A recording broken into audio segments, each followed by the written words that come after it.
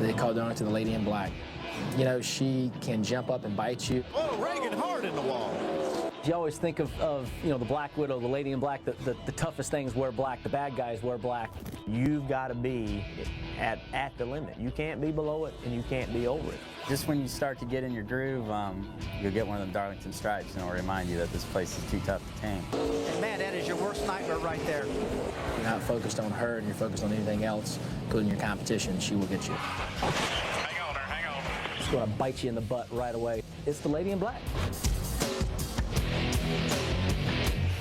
The Lady in Black, the track too tough to tame. Those and many other nicknames we can't say on TV. The drivers have called this place over the years. All for Darlington Raceway, where race 10 of the NASCAR Nationwide Series for 2009 goes green just minutes from now. Let's go trackside for the opening ceremony.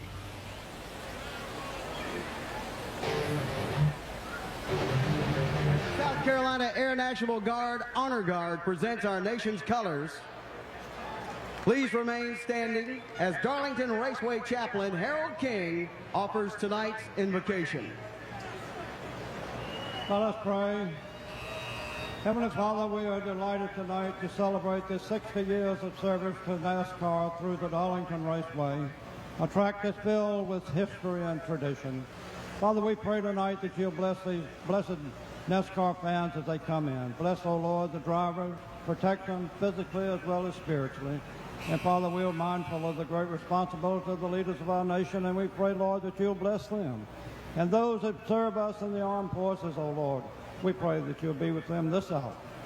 Bless us now, Lord, and let us be mindful of the need of others as we share this evening together. In the name of Jesus, we offer this prayer. Amen. And now to perform our national anthem, please welcome Sarah Myers and Erica Wallen from Pennsylvania.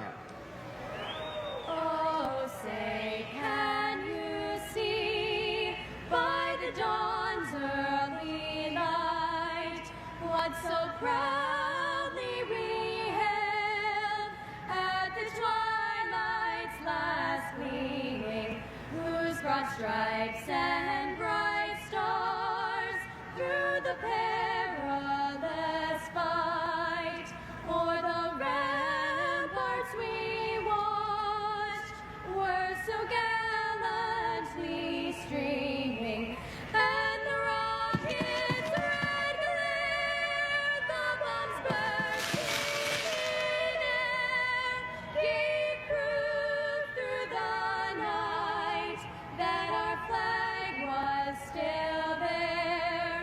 Oh, say does that star-spangled banner yet wave o'er the land of the free and the home of the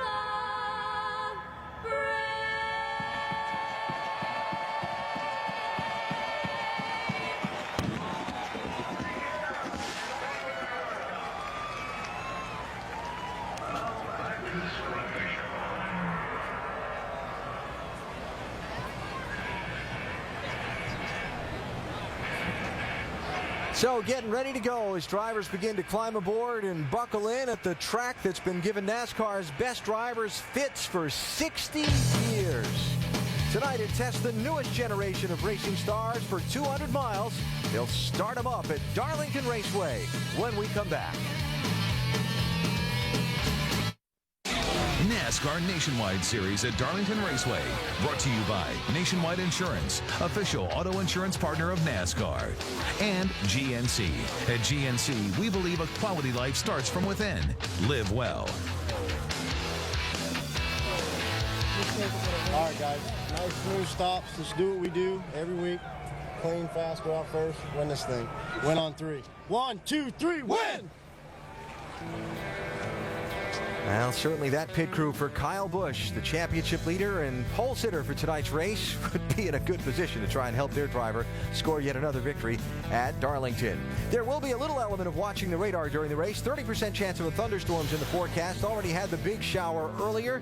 Temperature to remain in the upper 70s throughout race time. And one other little element to point out before we get set to go. How about the retro walls here at Darlington? Oh, isn't that beautiful? Oh, brings back the old days. Haven't seen that since 1989 at this track. They even went with the old school logo on the walls. Of course, that's all been striped up by now. There's an old school stripe or two on the wall, too. All right, time to go upstairs to three men who have more than their share of Darlington stripe stories to tell from over the years. They're expecting me to say something else about old school, but I'm going to let it go. Rusty Wallace, Andy Petrie, and Dr. Jerry Punch. Doc? Thank you, AB. Nice job. He always talks retro when he mentions us in old school. Hey, folks, if you ever needed proof that this place truly is too tough to tame, just reflect on what happened here 1 year ago when almost half the field did not finish. On that weekend, pre-race favorite Denny Hamlin didn't even qualify. He smacked the wall in qualifying. And how about an 8-time Darlington winner, Mark Martin, who was forced to a backup car after he hit the wall in the final practice session, had to start in the back of the pack. And then the pole sitter here, Carl Edwards, hit the wall not once but twice on lap 1 and lap 3 and finished dead last. And Rusty, why is this place so brutal on even the most experienced driver? Doc, it really started last year, all these crashes. They repaved this racetrack. They got a really hard tire. These guys are running close to 200 miles per hour getting in the corners. And when you're running that fast and you're right on the wall, maybe 6 or 8 inches off the wall, you make one mistake, buddy, you are in the fence. And you know what? It's going to happen a lot tonight. Andy, at the other end of the spectrum, there are 15 Darlington rookies making their very first NASCAR Nationwide Series start tonight. Now, from a rookie standpoint, what's the most difficult concept to grasp when you come here the first time? Doc, the difficult thing for them to grasp is that you have to race the racetrack. I know they've heard it millions of times, but right here, you really have to race the racetrack. You can't get caught up in racing other cars on the racetrack, which they do every week. They try to get the best finish they can, but you can't get a finish unless you run the whole race, and you've got to race this racetrack. The new pavement from a year ago now is aged a year. How about pit strategy here tonight? Well, I don't think it's going to be a lot different. This surface has held up real well over the year that we've had on it, and I think we're going to see the tire holds up real well, and we're going to have cars that will stretch the fuel at the end of the race. We saw some no tire changes, gas only, and some 2-tire stops a year ago. Could we see the same thing here tonight? Well, let's get ready to get going here at Darlington as we go trackside for the command. And now, race fans, please welcome Vice President of Finance and Purchasing at Kellogg Supply Company in Manteo, North Carolina, Chris O'Neill, as he delivers the most famous words in motorsports. Gentlemen, start your engines! All right, you're up. Fire up when you're ready. Let me know when they're I'm a half lap down. Let you know when you're a half a lap down. When the leaders that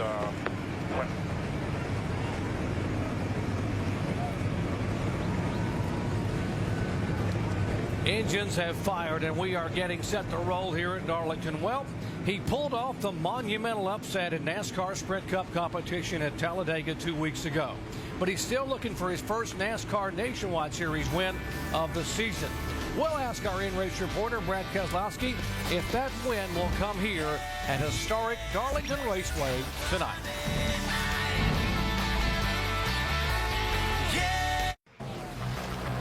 It has been a freaky Friday already here at the track Too Tough to Tame, as no fewer than 14 cars have experienced spins or contact with the wall.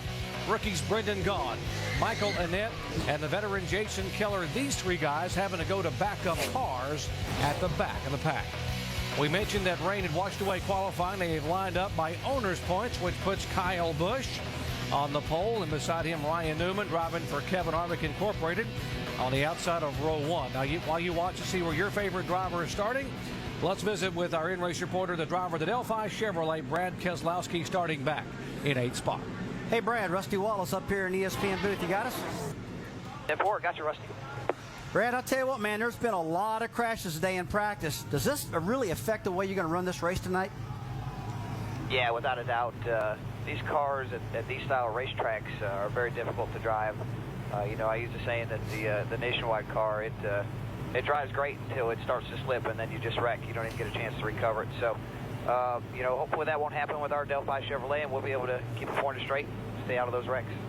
All right, man, I really appreciate it. We got an ESPN mailbag question right now. It comes from Clay in Plainfield, Indiana. He wants to know, how much physical effort does it take to run well here at Darlington? Well, the Nationwide car isn't as bad. The race is a little shorter and all that, but the Cup car, amazing. I couldn't believe that when I practiced it today. But, you know, these race cars, they get hot. So I'm sure I'll lose a few pounds today and have to put it back on tonight to be ready for tomorrow's race. So I'm ready.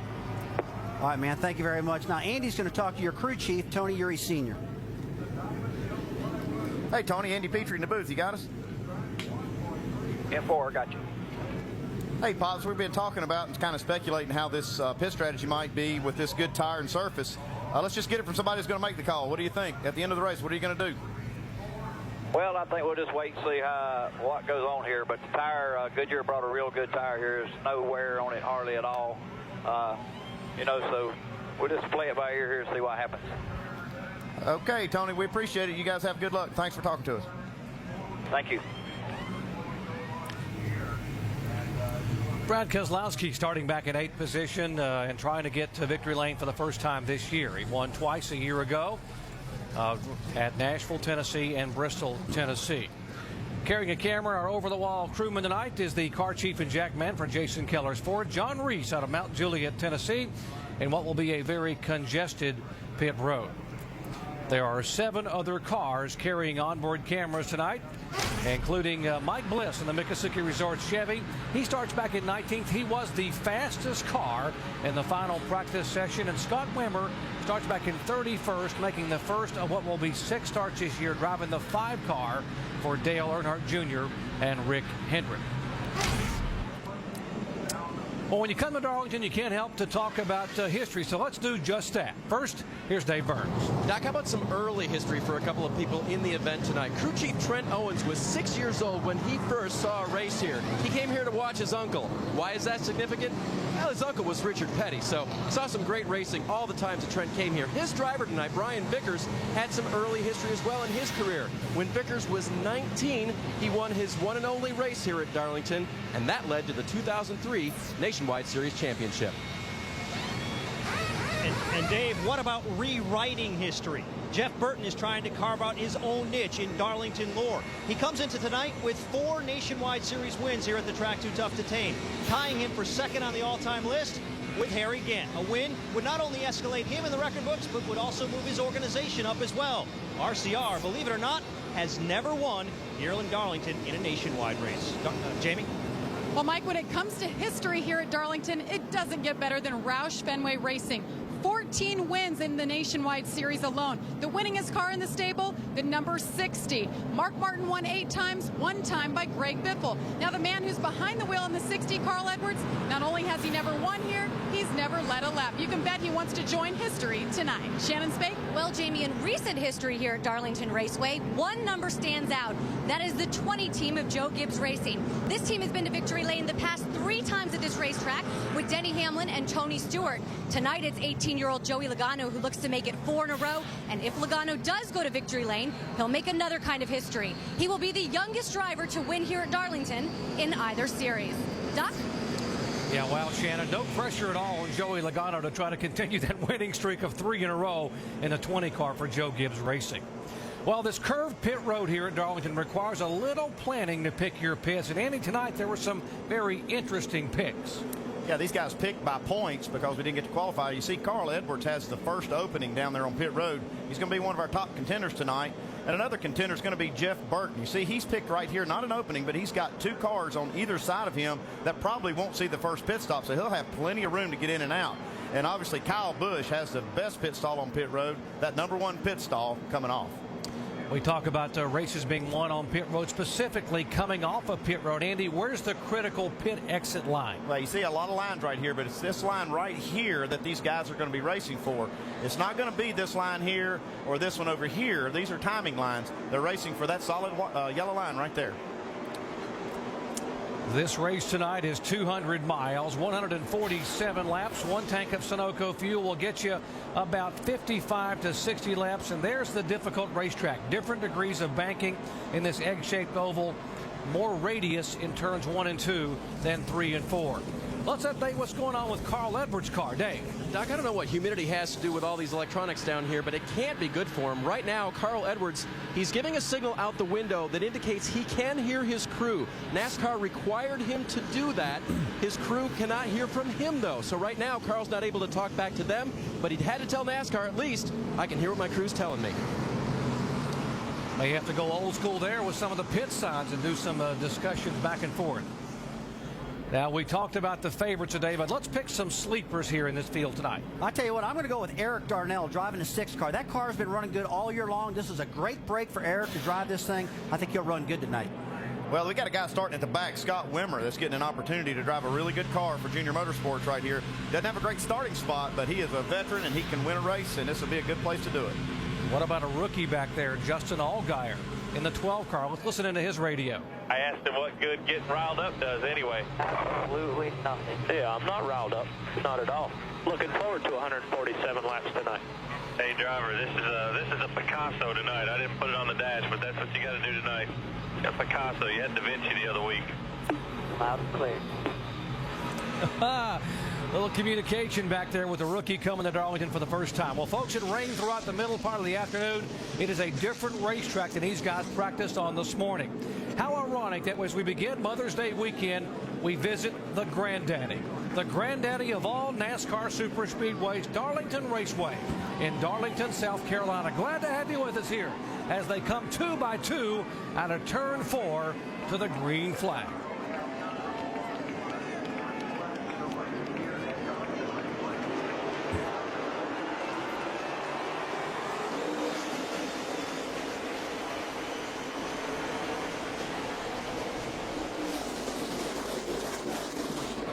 We got trouble already here. Trouble. That is Keselowski down on the inside, and Legacy misses him. So does Leffler in the 1 car. And we don't even make it 1 turn without a spin and a caution flag. Well, there's no damage at all on Keselowski's car here. That's a huge break. Don't usually wreck down there and not hit anything. That could have been real big. I mean, everybody was stacking up behind him. They used pretty good caution. And they were still coming up to speed yet, so they really aren't full song yet. Very congested at the start heading into turn 1. See if we can see the some contact. He goes for the bottom of the racetrack and he gets a little nudge from Jason Leffler. And spins him right around. You know, they're just trying to give and take a little bit, and they just missed it by a little bit. Andy, it looks like he was just trying to go towards a safe part of the racetrack, get down a little bit, you know, and get that first corner done, but got a little too slow in front of Jason. Wow, had a contact in front of Keselowski also with Darnell. Frank, you're going to be okay. Straighten it up, straighten it up, straighten it up. Hold it straight. Caution's out. Come on. It's really kind of a stack up. You see Kenseth, the teammates there, and Darnell get together, and Keselowski kind of cracks the throttle, and Leffler nowhere to go but just into the back. Little deja vu for 88 car Brad Keselowski. A year ago, he was involved in a very early spin and came back to log a top 15 finish at Darlington. Under caution in turn 1, lap 1 here at the track. Too tough to take.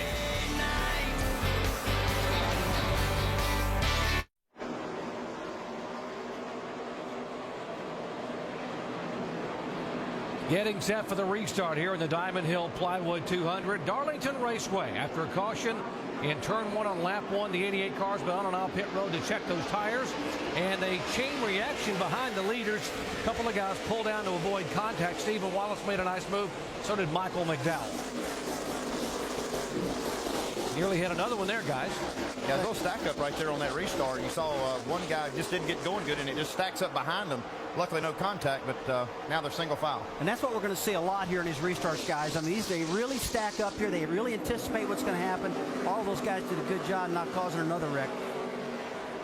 How concerned are you, Rusty, as a driver, knowing the track's going to be quite a bit different with all the rain we've had than when you were on the track earlier this morning in the final practice? Jerry, I'm really concerned about it right now, but the biggest thing I want to do is get some laps under my belt. As you can see this pass, you see at the 16 car at the bottom right now, getting underneath of them. Yeah, that's Matt Kenseth. They're ganging up on Joey Logano just a little bit right here. Joey doing the smart thing is just let these guys go and then start racing the racetrack. Here comes Jeff Burton.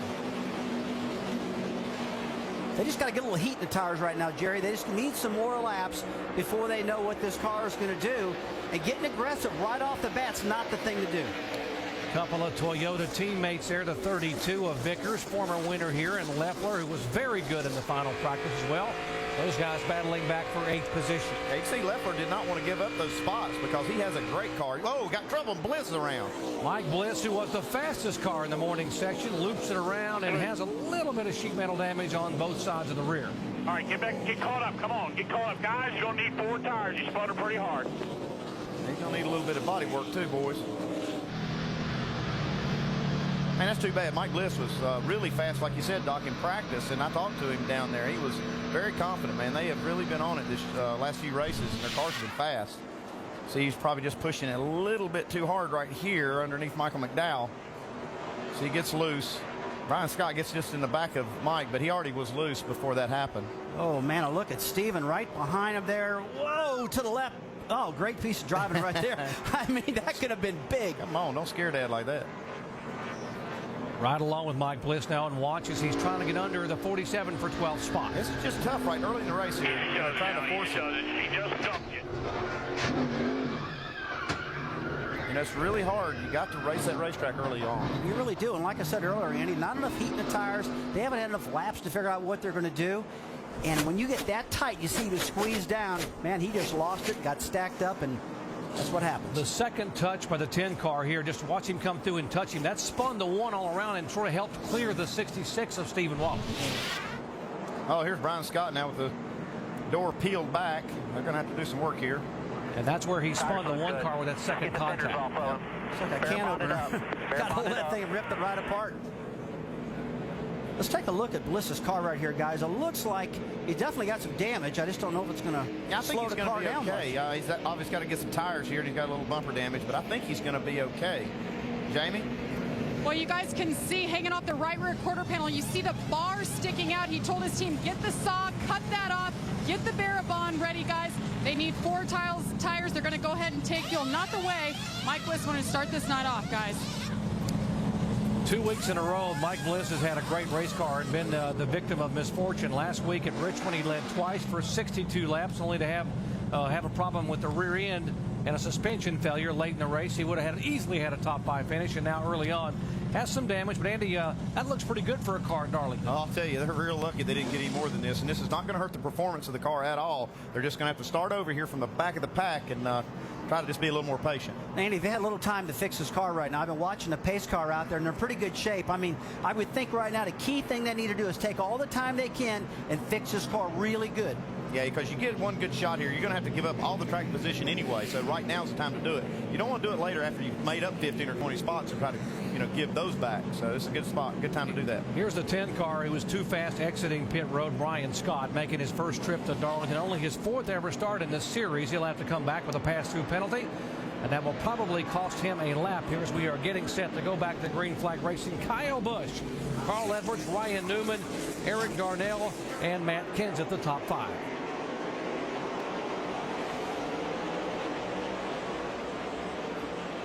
Good clean start. Yeah, I guarantee these guys right now are thinking, let's just get this thing sorted out, guys. Let's quit spinning and crashing. How about these 2 teammates still racing each other hard with Eric Darnell and Matt Kenseth?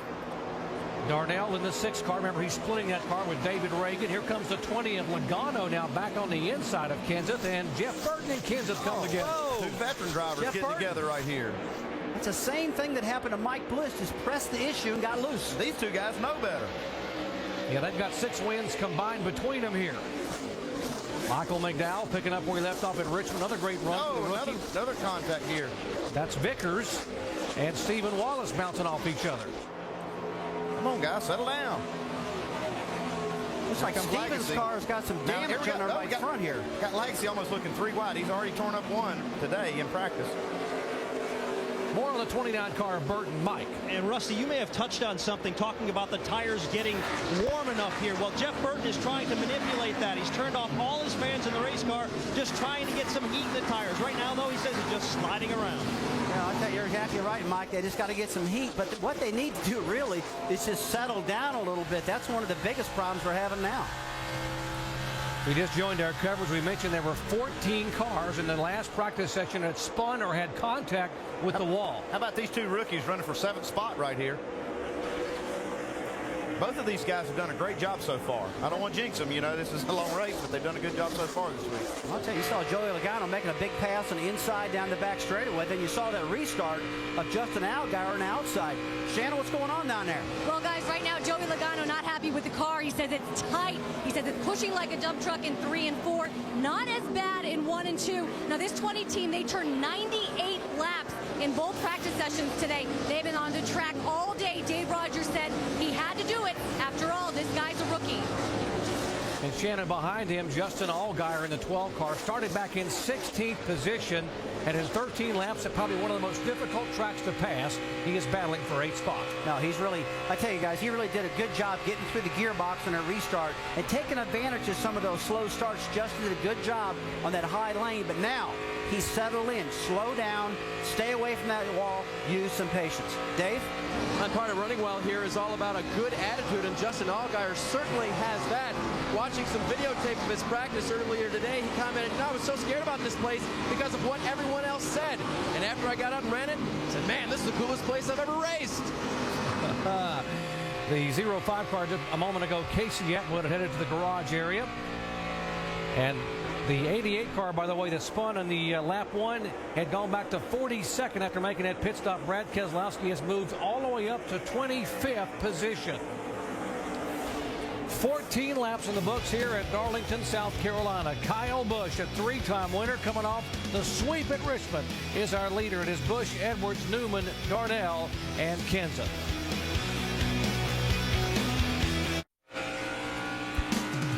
The NBA playoffs continue on ESPN and ABC tomorrow night with 2 conference semifinal games. Actions tip off at 5 Eastern on ESPN as Dirk Nowitzki and the Mavericks look to get back on track at home when they host Carmelo Anthony and the Denver Nuggets. Then at 8 Eastern on ABC, MVP LeBron James and the Cavaliers face the Hawks. The NBA playoffs on ESPN, ABC, and also on ESPN360.com tomorrow. 20 laps in here at Darlington Raceway, and Kyle Busch is our leader. Let's check in his pits with Mike. And Kyle Busch started on the pole, so he is a bit insulated from these early race incidents. Still, after that lap 1 spin by Brad Keselowski, Busch was a little bit critical of the track conditions. I think NASCAR might ever want to listen, and maybe we could put some rubber up there before we all go wreck each other. And Kyle says the racetrack still has not come in completely, in particular in the high groove. He's trying to avoid that part of the racetrack because simply there's no more rubber up there. Tell you what, you just got to lay the rubber down yourself. You can't, and NASCAR's not going to do it for you. They just need to run laps, really understand their car right now, and above all, guys, do not overdrive the car. That wall's not going to move if you hit it. They will sneak that groove higher and higher. You see the rubber not quite to the wall. They'll take that groove all the way to the wall if they run long enough. But you don't want to be the first guy jumping up there putting that rubber down. There comes the second place car, Carl Edwards, and we had told you when they rolled off with the green flag he was having radio issues. Dave? And Doc, he's been able to tell his crew through hand signals that his car is loose in turns 3 and 4. They're not sure if they're going to replace the radio or not because he can communicate with them by hand and they can talk to him on the radio. But if they do want to replace the unit, it's sitting right here, a new radio unit and a harness. Crew Chief Daryl Morrow has it right in front of him. They'll put it in the car if they have significant time during a pit stop. But if they only have quick pit stops, they may not even mess with it. Randy, Rusty, how blind are you here, not being able to hear your spotter? Oh, it's something to aggravate the heck out of you. It really will. But, you know, this guy's good enough that he knows when he needs to pit. He knows that now probably if the caution flag comes out again, there are 24 laps in this, he'll hit pit road and automatically put tires on. But you are flying blind. You see this 38 car right here. He made up some ground on this 6 of Darnell and this 16 car of Matt Kenseth. They kind of got together a little bit and slowed up way up in turn 2, and he just blasted right by him. Well, just like we talked about in our countdown show, Cale Yarborough said momentum off these turns, and he really used that little bit of momentum. And you're going to see that a lot. You're going to see it off at turn 4 tonight and off at turn 2. He certainly has momentum in the series or in the season thus far. 4 top 10 finishes in a row and 6 in the last 7 races.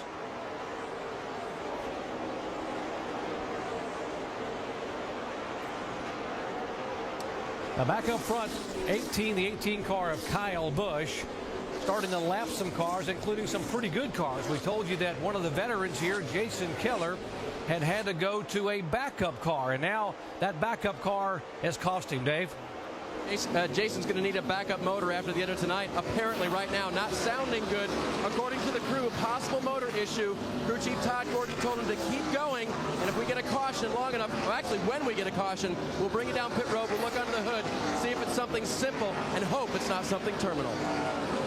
Looks like it's something important, though, because that thing's not running on the straightaway at all. You can just see right there how much Matt Kenseth just blew by him on the straightaway. He qualified so well at Bristol 3rd, and then they had engine trouble early on. He finished a race on 5 cylinders. That cost him possibly a top 10 there. So struggles for the South Carolina driver.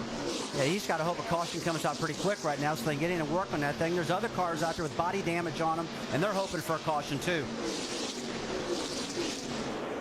Battle for 10th position, the 47, Michael McDowell, who had that great top 10 run at Richmond last week, finishing 8th.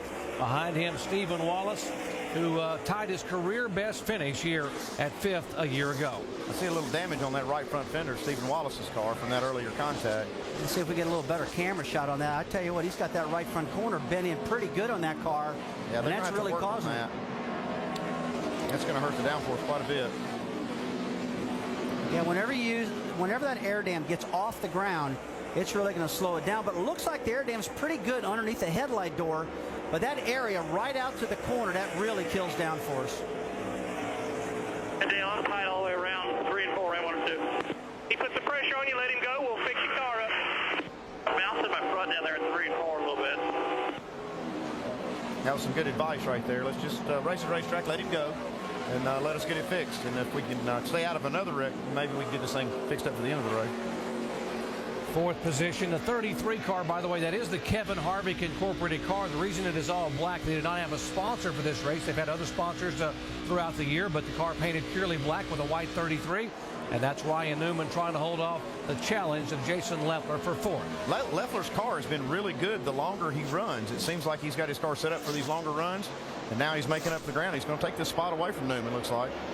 I'll tell you what, Andy, it seems like every single week this 38 car just gets stronger and stronger. And I heard him before the race say the car's been real consistent from week to week, and that's really helped him build some confidence in his driving style and maybe just drive his car a little harder than he's been doing in the past. Leffler has had 3 consecutive top 10 finishes here at Darlington. Here's the 88 making a move back. He went all the way back to 42nd spot after that spin and pit stop here on lap 1. He just takes the 16th spot from Scott Speed right here. He's just methodically moving up through there, patiently working his way up and racing the racetrack, doing a good job. You know, the thing I like right now, what I'm seeing, I don't see the guys really bunched up real tight. And when that happens, they can race this track and they can just put laps down instead of really driving over their head and getting in that wall. They're doing a great job out there right now. 32 laps in of 147 at Darlington, South Carolina. Kyle Busch has led them all since the drop of the green flag. We've had 2 cautions for 4 laps. It is Busch and Edwards, the top 2.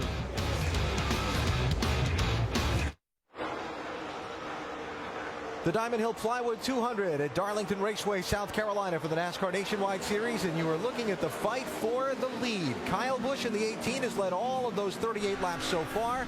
But his championship rival is his rival in the race tonight. That's Carl Edwards you're riding with. Carl Edwards is staying right in his racetracks. And we heard Carl in the pre-race interview talk about trying to get through the first part of this race, unlike he did last year where he blew a right front tire and had some problems, and it cost him a championship, he does believe. He's doing a good job. Remember that Carl can hear his crew and his spotter, but they cannot hear him as far as making adjustments on this car. And here he goes, looking for the lead in turn 3. Wow, Kyle almost got tangled up with that lap car. Oh, man, I'll tell you what, Carl's obviously got a super fast race car. Kyle Busch, both of these 2 guys are the cream of the crop right now. You see Kyle's got his hand out the window gesturing towards the car that got into him a little bit there. But Carl's got a great race car, and he's going to lead some laps here and get those points. Just remember this in case this turns out to be a trend later, too. Short run, long run. Kyle good in the get-go. Longer we run in this green flag run. Carl is out front as they're into some pretty heavy lap traffic. Yeah. Let's check out this lead change once more. Down into turn 3 again with the lap car playing a role. Yeah, you see Carl gets deep into that corner. Boy, look at that, man. Hardly ever see anyone run over Kyle Busch. He's usually doing the pushing. Yeah. That's Brian Scott in the 10 car. Obviously not expecting Kyle to slow as much as he did, but Kyle trying to give Carl leeway. Got these 2 guys trying to operate through traffic here. Looks like it's going to get interesting. A little farther back, checking out one of the guys making his Darlington debut in the Nationwide Series. Shannon Eric Darnell in that 6 is running 6th. Yeah, that's right. That's where he's been the entire race, Alan. This is only his 2nd start on an oval. Caution on the racetrack. We'll get back to that story. Thanks, Shannon. Caution on the racetrack here for the 3rd time, lap 42. And we will see pit stops this time where that fairly close to their first pit window. And there's a leader, Carl Edwards, and yes, for the first time in his career, Carl Edwards has now led a lap in nationwide competition at Darlington. In 4 previous trips here, he had not led a single lap. Guy that's led a lot of laps here, though, Jeff Burton. He got a little damage to the front of his car. This is going to be a good break for him to get that fixed, to get in here and get some tires. Yeah, okay, there's a couple guys that needs some work. You talk about the 29 car. You see damage on that one. We saw that a little while ago. And also the radio problem with Carl Edwards. I wonder now if they're going to throw him another radio, and he can actually change it inside the car.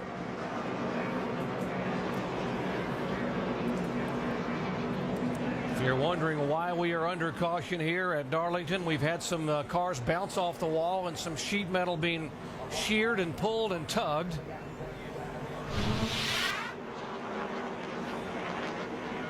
And there was debris on the racetrack, and the assumption is it might have come off the 42 car of Kenny Hendrick. Yeah, he's got some damage right here. His tie-dyed car paint scheme getting a little scuffed up on the right side. Well, he's got the Darlington stripe. Now, I don't know if he's ever had one of those before, but how does that go with tie-dye? Well, stripes. Well, now is that a glamour don't? I think he made it. He's in the club now, though. All right, crew chief, pretty good asphalt, still good grip here. What do you do first off? We're going to get 4 tires right here, Doc, for sure. Get some fuel, make some adjustments. That's the key thing. A lot of these guys have got tight and going to free up some of these things. Have a new race here when we get going again. Yeah, I totally agree. I feel some of the guys got body damage and need to take the time right now, fix it, and the guys up front just keep doing what they've been doing, because it looks like the track is not changing much to me. Remember, this is a curved pit road here at Darlington. There's quite a curve coming off of turn 4. As they come down pit road, let's go down to our Toyo Tires triple pits. Jamie. And Matt Kenseth has gained 3 positions already in the start of this race. You see him pitting right there just on that turn you were talking about, Doc. He said he's just a little tight coming off at 4, a little loose going into 2. Air pressure adjustment, 4 tires for the 16. Dave? The crew received a garbled transmission from the race leader. Too loose at the beginning of the run. Only in turns 3 and 4. They confirmed with a yes and a hand gesture. They'll take on 4 tires as he slides into his pit. Sunoco, fuel, air pressure, and track bar adjustment for Carl Edwards. Mike. Kyle Busch pretty content with his race cars, just saying a little bit tight off 3 and 4. They're going to go up a half a round on the track bar, make an air pressure adjustment, and a 4-tire change on the 18 car. They've completed service on the right side, have gone to work on the left side, a clean stop for the 18, and he's away, retaining the lead.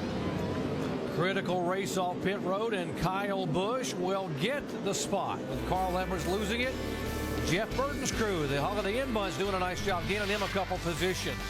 And there's the race off, very close, but Kyle gets it over Carl.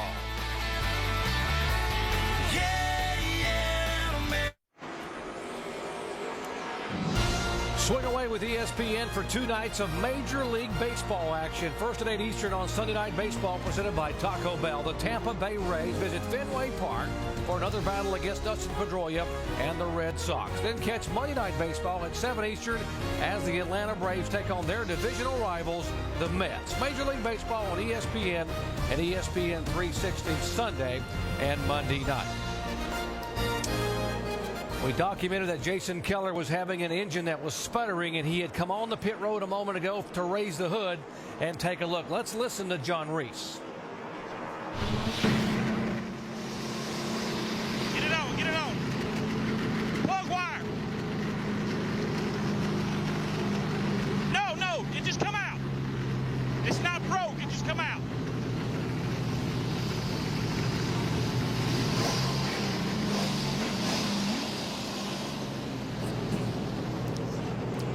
Well, that's the best thing that can happen, I guess, if you raise the hood. Andy's a crew chief. Finally doesn't put a plug wire on and fix the problem. Yeah, that does fix it, but you still don't like these kind of details getting in the way of having a good run. But at least the car is running up to full song now. He's got a lot of work to do to try to make up for it. Showing a lap down back in 33rd position, I should say. Back to green flag racing. Kyle Busch, Carl Edwards, Kenseth, Leffler, Darnell. Remember, it was Kyle Busch that beat Carl off of pit road. Carl had been the leader when the caution came out. Now, we know Kyle Busch just did not practice the entire practice. He kind of quit early, and we got him really stacking up off turn 2. But it might hurt him just a little bit. They're going to have to probably make some adjustments to his car as they go, because it looked like he was getting beat in that long run. Yeah, he's definitely have to work in that car a little bit, but right now they're pretty happy. Yeah, Michael Annette struggling just a little bit on this restart. You see Keselowski going by Annette on the inside. Michael Annette's already had to go to a backup car. This is his first time at Darlington. He's getting a good education so far. I talked to Michael today. I said, Michael, what do you think of this racetrack? He said, right now, I hate it. But he's going to have to love it if he's going to finish this race. As long as he keeps making laps, this will be a good experience for him. Here comes Scott Wimmer in the 5 car now, looking inside Brian Keselowski. Tell you, Scott's another guy early in practice day, and he got in the wall pretty hard, got the Darlington stripe, but a lot of stripe down the side. These guys have cleaned that car up and made it look real good, but it didn't look that good today. Oh, Townley is around. There's the 09. We were just talking about John West Townley, another one of the rookie drivers who struggled and missed the show at Richmond last week and spent a lot of time looking at old film on how to get around Darlington, but this is his first trip to the Lady in Black. What does that old saying Mark Martin said? Cautious breed cautions. Yeah, but you know, got them all bunched back up here again, and now we've got another one. When you and I are talking at the end of a race, I always tell you cautious breed cautions, and it's like 15 laps go. It's going to happen, but I don't expect it this early. Show you what happened to the rookie. Oh, Mike Bliss gets just a little bit on the inside of Townley and gets him loose right in front of a bunch of cars. So he really didn't do anything wrong. He just happened to be in the wrong place at the right time. And there's the contact from behind by the veteran Bliss. And now he's going the wrong way. John West Townley does 360 and brings out the yellow. Working caution for the 4th time out here in the Diamond Hill Plywood 200. We might mention that the 60 car, Carl Edwards, did not get a new radio on that pit stop a moment ago. So why don't we explain what's going on there? For more on driver communications, let's go down to our Craftsman Tech Garage and Tim Brewer. Thanks, Jerry. Folks, all the cars that run in Nationwide Series has actually 2 radios on board, and the driver has a switch right here by the door panel. He can run radio 1 or radio 2. But when it comes back, when you get a little bit of water down in that area on that wiring, it might short out just a little bit. But with the heat in the car, you'd think that it would dry out. But there again, the humidity the way it is tonight, you know, the guys at Racing Electronics are pretty good. But there again, hopefully those problems will go away. Thank you, Tim. And again, he could hear his spotter and crew. They just could not hear him. Under this caution, the 87 car. Joe Nemechek is our Aaron's lucky dog, free pass winner. He was the first car lap down. And now we'll get back on the lead lap, giving us now 21 cars on the lead lap. Kyle Busch leading him down to the green flag. Matt Kenseth now has gone around his teammate Carl Edwards and has taken the 2nd spot away. Yeah, and all the action there we kind of missed. Whoa, look, talk about action. Look at this. Kenseth getting very aggressive here on this lap car. Looks like Matt tried to shoot to the bottom of the racetrack, and the 10 car, Brian Scott, come down and blocked him off, and hey, that wasn't going to work.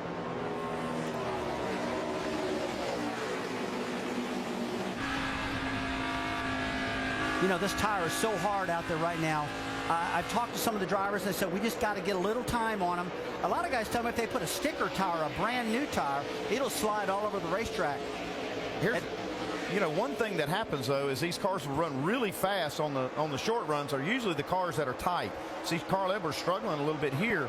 That could pay off if this turns out to be a long run, and they start building air and heat in that right front tire. He might be able to come back on these guys. 38 car just blew by the 60. Jamie.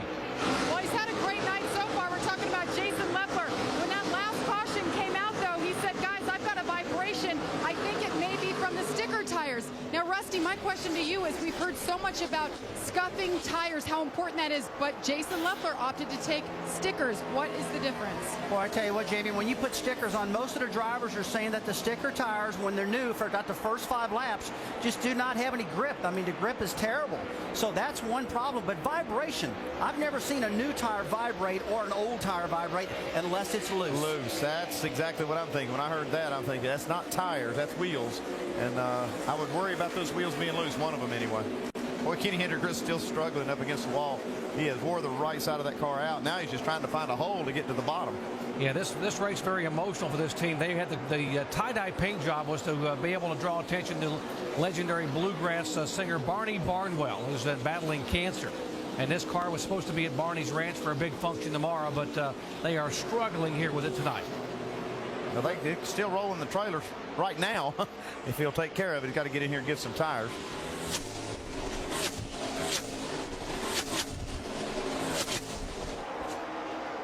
Got Jeff Burton now. He's moved up into the top 5. or actually 6 right now. But here, Justin Allgaier is still working on him. I just makes me wonder whether Burton still got some damage from that earlier contact. Yeah, it looked like he had about the right front fender. The top portion earlier was caved in a little bit. Looks like they got it out right now. Looks like the fender's okay, but I'll tell you, Justin's having an outstanding day right now. I mean, this car's running really good. 29 car of Burton, the 4-time winner here, has been so good at everything he runs here. Mike? Yeah, Doc, the 29 team took a real close look at that fender on the last pit stop. They pulled it out a little bit, didn't think it was rubbing up against the tire. Their biggest concern, though, restarts. Jeff radioing in saying that it takes a little while for this car to get wound up, and they're a little bit slow on restarts, but once they get a few laps underneath them, they're good to go, Dave. Mike, to help that 12-car turn, crew chief Chad Walter increased the air pressure in the right rear of that car. That should help him just a little bit.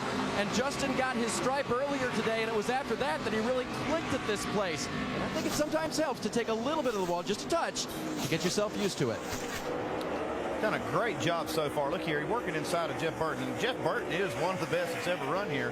I'm thoroughly impressed with what Allgaier's done all year, but especially tonight. Someone forgot to tell this rookie that rookies don't run well at a track like Darlington, South Carolina, but he is certainly doing a heck of a job from 16th starting spot and right in the tire tracks of the 4-time winner Burton. You still can't let your guard down, though, and his crew chief Chad Walter knows that. I'm sure he's talking to him and reminding him to race the racetrack. That's just exactly what I was going to say, Andy, because right now he's running so good, he's just feeling comfortable right now. He can't get sucked into driving that car too hard and sliding up in the corners and knocking the right side off that thing by hitting the wall. He's got a good car. Don't overdrive it right now.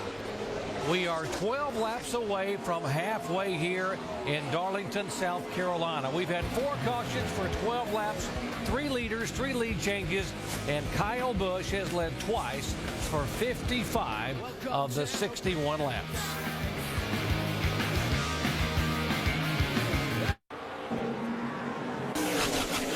Nationwide Series with its once-a-year stop at Darlington, South Carolina. It's been pretty action-packed right from the beginning of practice this morning. Turn 1, lap 1 of the race, and right on through 4 caution flags now, and we're not even yet to halfway. And you figure we've probably got quite a few more still to go in tonight's running of the Diamond Hill Plywood 200. Kyle Busch led the first 39 laps from the pole, and Carl Edwards went by him for 5 laps.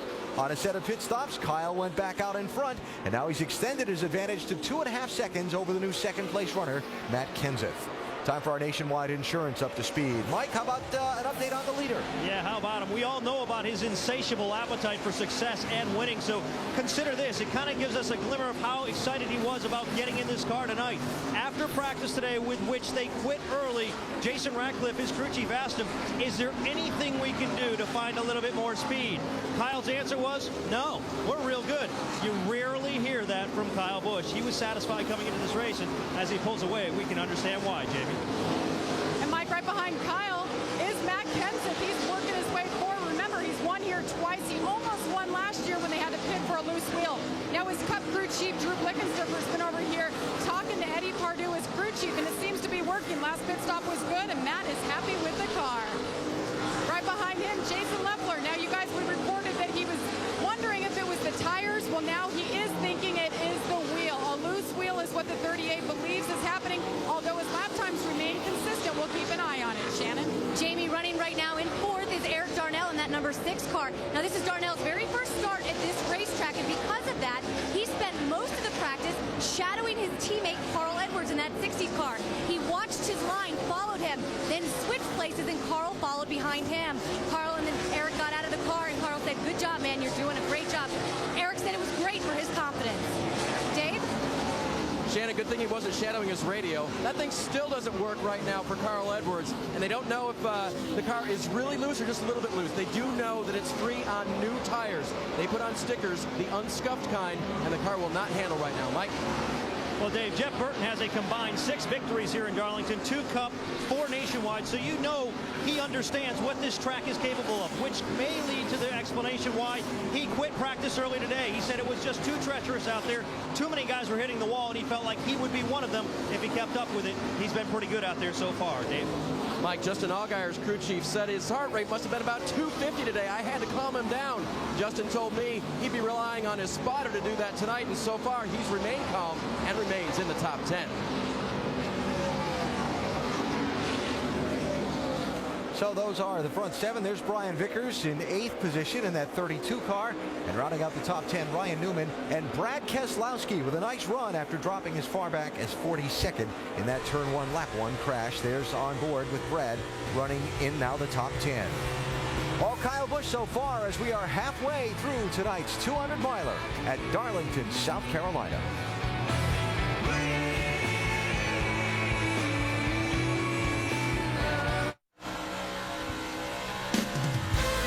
Playoffs continue on ESPN and ABC tomorrow night with 2 conference semifinal games. Action tips off at 5 Eastern on ESPN as the Mavericks look to get back on track at home against the Denver Nuggets. Then at 8 o'clock Eastern time on ABC, LeBron James, the MVP of the Cavaliers, face the Hawks. The Cavs lead the series 2-0. The NBA playoffs on ESPN, ABC, and also on ESPN360.com coming your way tomorrow. Back in Darlington, South Carolina, we are past the halfway point. Kyle Busch, the leader, Kenseth in 2nd, Leffler's 3rd, Eric Darnell 4th, and Carl Edwards, who was the leader, is now moved all the way back to 5th position. Now, we had lots of rain today, and as you heard Tim Brewer in the Craftsman Tech Garage said, show you that radio can get water in it, and it went away, but it sounds like it might be coming back.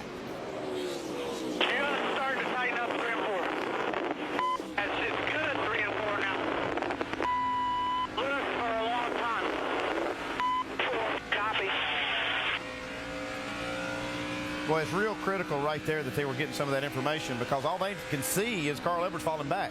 They have no idea why unless they can hear from him.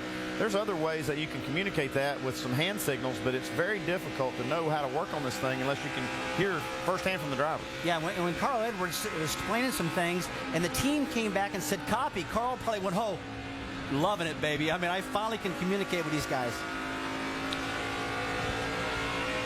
We showed you the top 10. Carl Edwards being shown in 5th position. Why don't we go from 11th on back, show you some of the other cars in the lead lap. Here is Joey Logano, his first trip to Darlington, South Carolina, being shown in 11th spot and battling a little bit of handling issues. Yeah, he's just struggling just a little bit, but he's still running 11th, and the car looks clean, so he's doing a good job. Yeah, that's the key thing right now. It's just staying out of trouble. He's doing a good. Take a look at Mike Bliss here. Had some damage early. Looks like he's come back, guys. Doing a good job right now. Yeah, he got into some trouble, like you said, early on, but now he's staying out of it, and that damage on the back didn't really hurt him at all. Michael McDowell, who last week got that top 10 finish. Great run for the 47 car. 3rd time this year he's been the highest finishing rookie. McDowell now running in the top 15 and 13th spot. Yeah, but if he'll look in his mirror, he'll see my sleeper. Scott Wimmer started pretty far back, but he's doing a good job just moving his way up through there, just like a veteran that he is. Well, he's hit that wall early. He doesn't want to hit that thing again, so he's doing a good job driving that thing right now. Wimmer started back in 27th position. Now behind him is the car that was sort of ran in the middle of the pack here all last year, but in the final 30 or 40 laps really came on strong. Talking about the 66 car of Stephen Wallace, who had a 5th place finish here a year ago. Yeah, he's right behind his brother Kenny. Kenny's a lap down, but Stephen's still, still trying to get some good laps out of this thing, even with the damage on the right front. Behind Stephen Wallace is Scott Speed in the 99 car, the Michael Waltrip Racing Toyota. And Scott showing in 16th position. And the last car, guys, on the lead lap, another rookie driver in the 11 car. Scott Legacy Jr., he had a little incident in practice. Knocked the back end of the car around a little bit, but here he is now running real well. He's got a little damage on his left front fender. And, boy, that's the last thing you want to see in your mirror. There's a leader right now. Kyle Busch running him down. And he's just hoping for a caution right now, else get the lucky dog, something like that. Well, that's the guys on the lead lap. There are 16 of them. Kyle Busch, our leader. And we come back, we'll be talking about planned pit stops here in Darlington.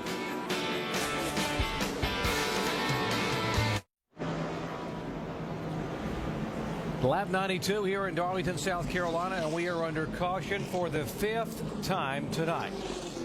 Caution flag waving. We were just about 3 or 4 laps away from green flag stops. Here's why the caution flag came out. Contact, body slam, the 52 car up into the wall, Kevin LePage. Yeah, it looks like Stephen Wallace may have got a piece of that too. Brian Scott's been pretty aggressive tonight.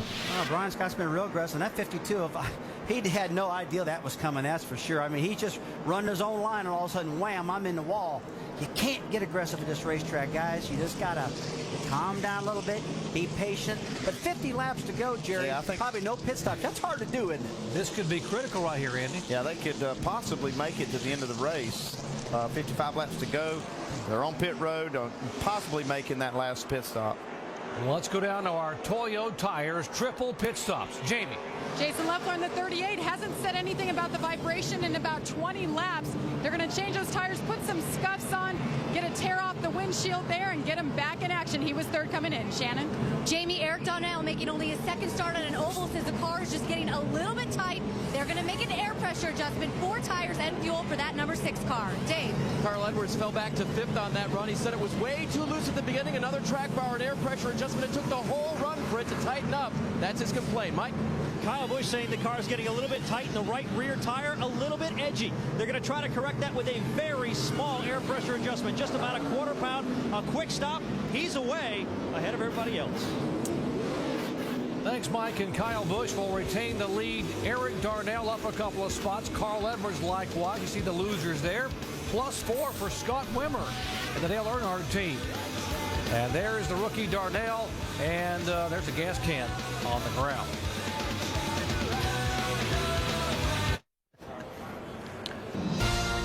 We invite you to swing away with ESPN for 2 nights of Major League Baseball action. First at 8 o'clock Eastern Time on Sunday Night Baseball, presented by Taco Bell.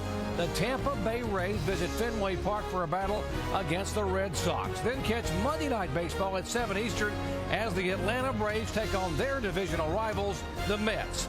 Major League Baseball on ESPN at ESPN 360 Sunday and Monday nights. Lots of action under a full moon here in Darlington, South Carolina. And Scott Lagasse, the Aaron's Lucky Dog free pass winner under this 5th caution flag. He will get back on the lead lap now, giving us 17 cars on the lead lap. Now, a great pit stop for the 5 car, gaining 4 spots. Shannon. Doc, 13.7 seconds. This 5 team is pumped down here. They made a wedge adjustment, 4 tires and fuel. They got Scott Wimmer 4 additional spots. Andy picked him, and he's looking good. Oh, you got to don't get it, make his head any bigger than it already is. You're right, Andy. Petrie picked him as the sleeper. Let's see what's going to happen.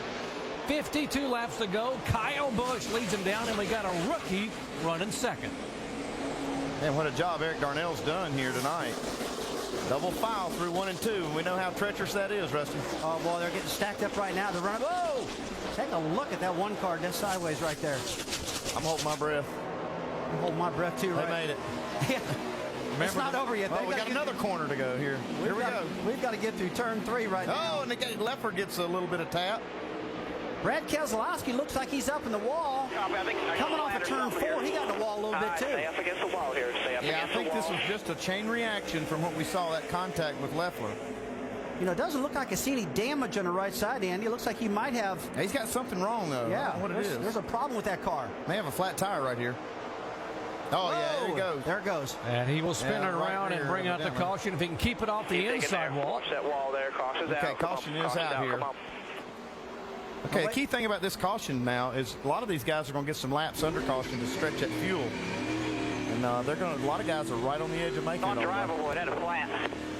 Andy, as crazy as that sounds, that right rear tire did not look flat on that car. Maybe that inner line was holding that thing up. Yeah, it wasn't obviously flat, but boy, she went around. Let's take a look at that right rear right now. I didn't see it down. It still looks like it's up. Yeah, it probably is down on the liner. Yeah, it's down on the liner. You know what? The track bar looks like it's loose in that car. We'll have to take a look at this again. Looks like there's a couple things going on with this, a couple issues. He went sailing into turn 3 in 7th position and then suddenly started dropping back up in turn 4 as they went by him 2 by 2 by 2. And yeah, you're right. I think the right rear tire is down. This is a quickie yellow. That means anybody can pit that wants to. 6 caution flag tonight. Brad Keselowski spins and brings it down pit road. The others under caution will stay on the racetrack. We'll come back with a green in just a moment.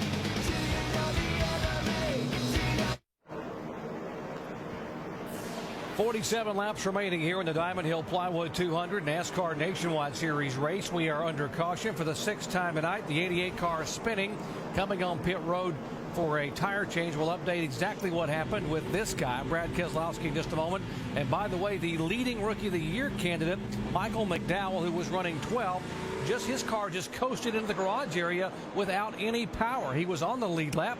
We'll update what's going on with the 47 car here in just a moment. Getting set for the green flag.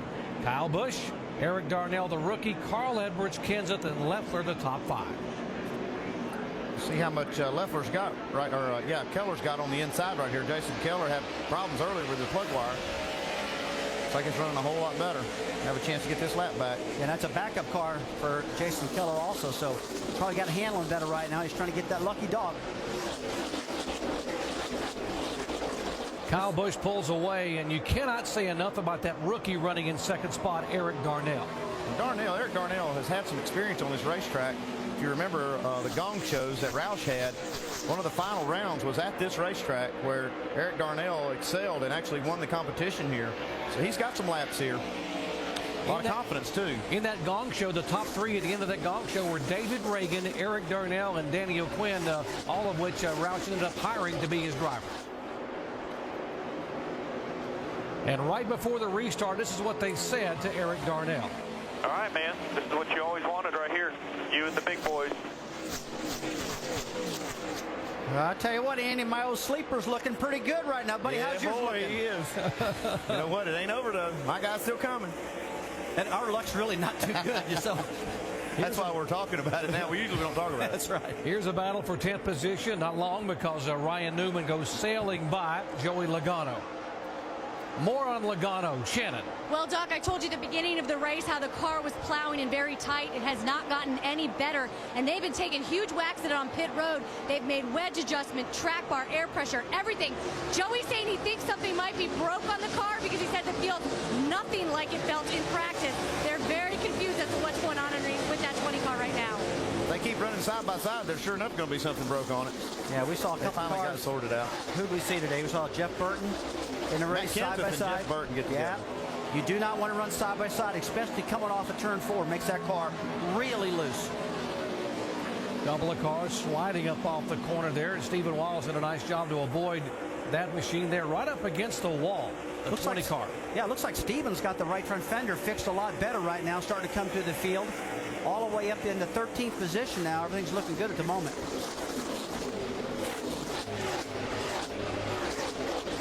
Drivers earlier today were talking about the great grip levels here at Darlington because this asphalt's only a year old. He said the one groove is really good.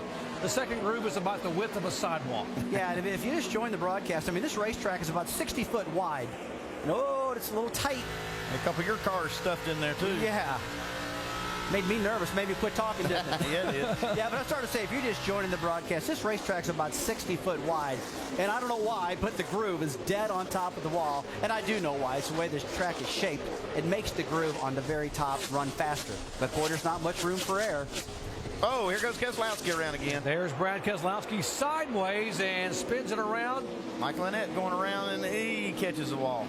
And almost got the front end of the 88 car. Keselowski actually did. Got a little contact on the front, but Keselowski's car looks fine.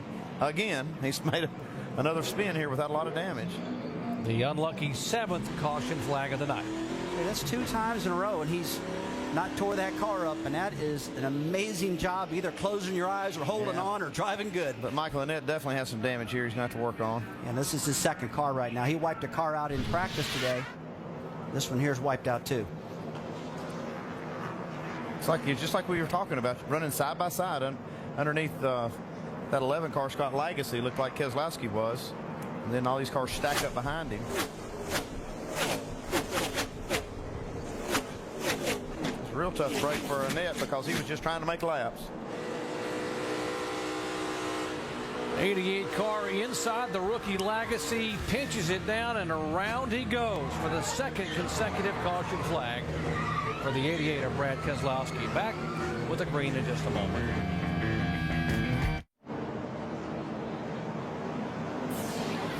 Welcome back to Darlington Raceway. And you know, an interesting story surrounding the 88 team. One of their catch can men was actually bitten by a copperhead snake earlier this week.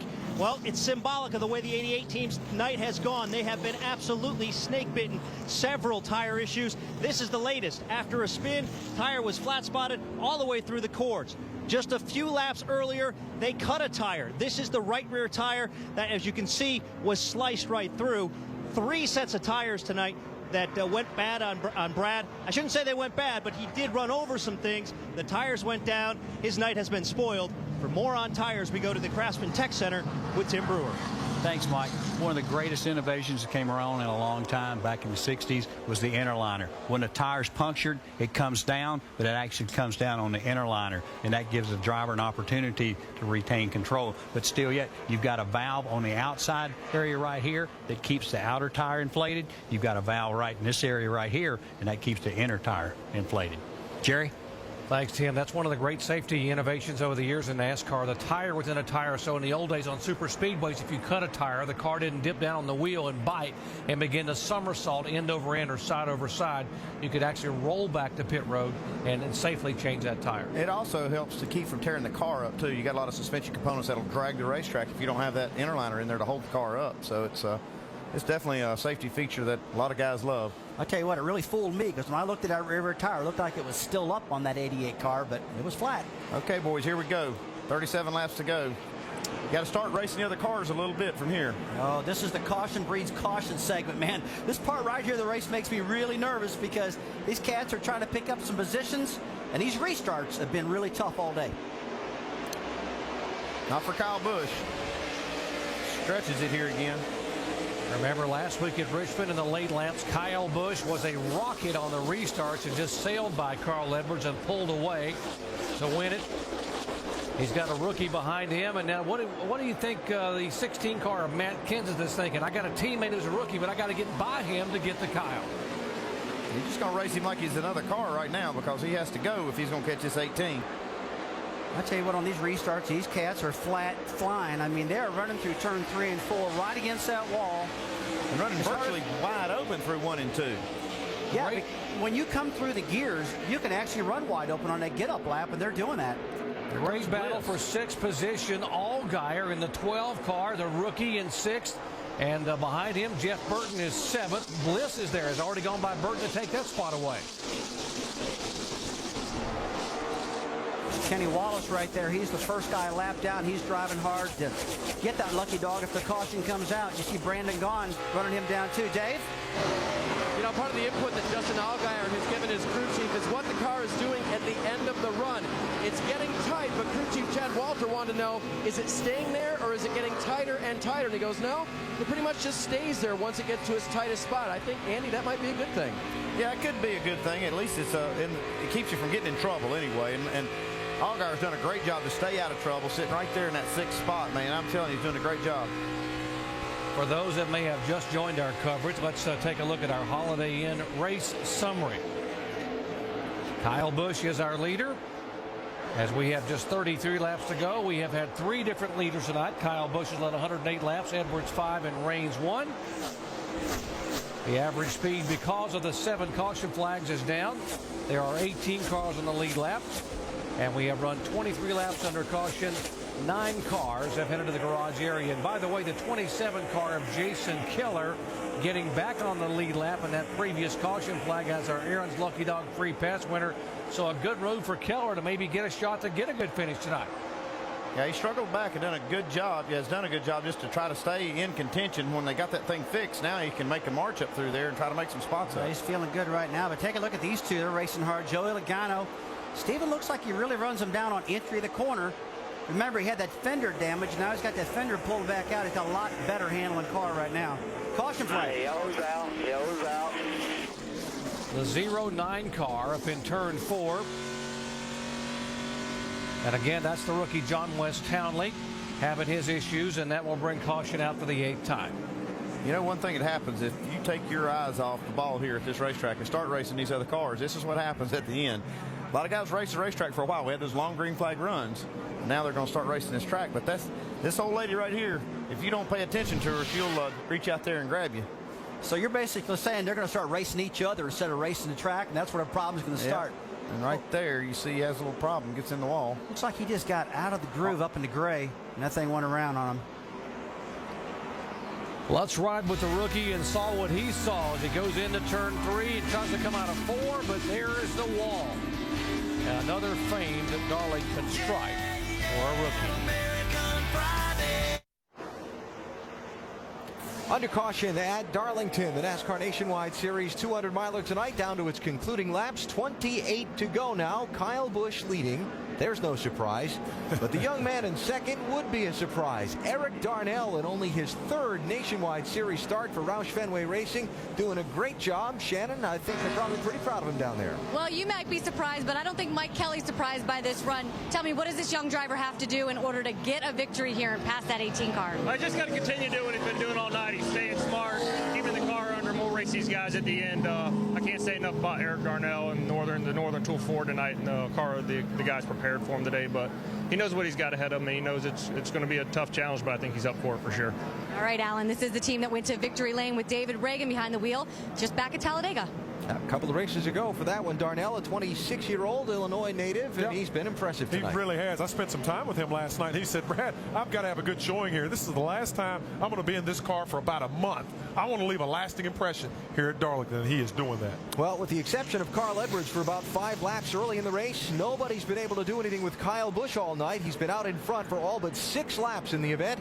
And as they take this green flag for the restart, there will be 27 to go. Darnell and his Roush Fenway teammate Matt Kenseth are the guys chasing Kyle Busch.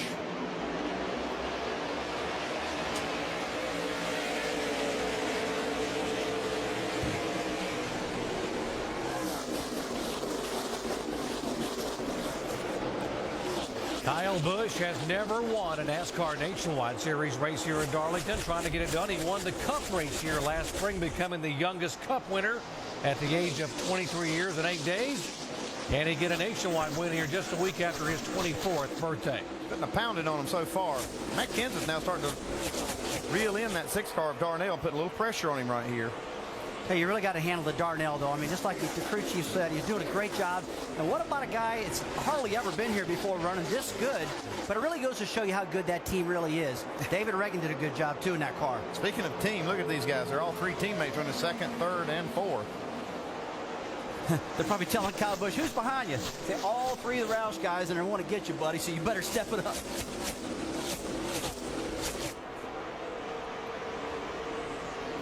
We were talking about the rookie driver, Eric Darnell. What about our Verizon Wireless Ask the Analyst question? And our question comes from Fernando in West Hempstead, New York. And Andy, what's it like for a crew chief of a rookie driver at a dangerous track like this? It's tough, but you know, this guy's doing a great job, Darnell is, but you really need to talk to your driver a lot. When you have a rookie at this racetrack, you got to keep reminding him lap after lap after lap. Race the racetrack, race the racetrack. Don't let your guard down. Dude, you know, you're doing a good job so far. Let's bring it home now. We've only got 24 laps to go. Just keep this thing straight. Bring it home in second, that'd be a great finish. And if you want to provide us with an Ask the Analyst question, you can text your question to 8610 from your Verizon wireless phone. Standard text rate supply, or go online to ESPN.com to submit your question. I'll tell you what, Andy, that's be patient and go fast, though, right? Yeah, that's kind of hard to do. The main thing is these young guys, you really just have to hold them back. They want to go, go, go, so you just got to kind of hold them back a little. Jack Roush's cars running 2nd, 3rd, and 4th, and Roush a 14-time winner here as an owner in NASCAR Nationwide Series competition. Wow, I mean, how dominant is that one owner been in a racetrack like this? Yeah, he's done a great job. Mark Martin winning so many races. I remember back in the day, he couldn't be beat hardly anywhere, especially here. Well, one thing I like, when I look at these cars sitting down in the garage area, the bodies on them, they all look identical. You can see there's consistency, and they're talking. And you know what? They're talking to each other. But you know what? This guy right here, Jack Roush, I don't think he'd have it either way. He wants these guys to work together. Jamie, they're looking pretty good right now. They really are. You know, I was in the 16 pit, and Drew Blickenster for the Cup crew chief for Matt Kenseth was there, and he told me this is one of those tracks, when we come to it, Jack Roush expects us to win. There's extra pressure. Here in California, no excuses. We must be in victory lane. It Inside of 25 to go. It'll be 20 to go next time by. Kyle Busch has led twice for 120 laps. Could he get win number 4 on the season, his 25th career win? How about win number 51 in NASCAR?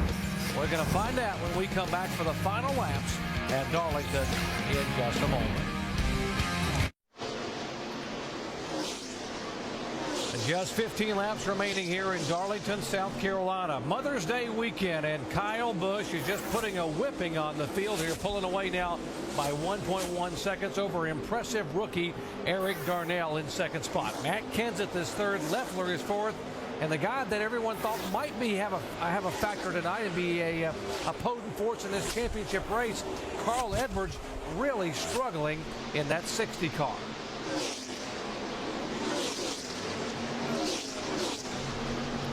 Now, a moment ago, we listened to some radio communications from Dan Stillman, the crew chief for Carl Edwards. Something's wrong here. Just be ready, Dan. He might have something here. I don't think so. Looks all right. Just be ready. Might be a tire. Or get ready, everybody. Get ready.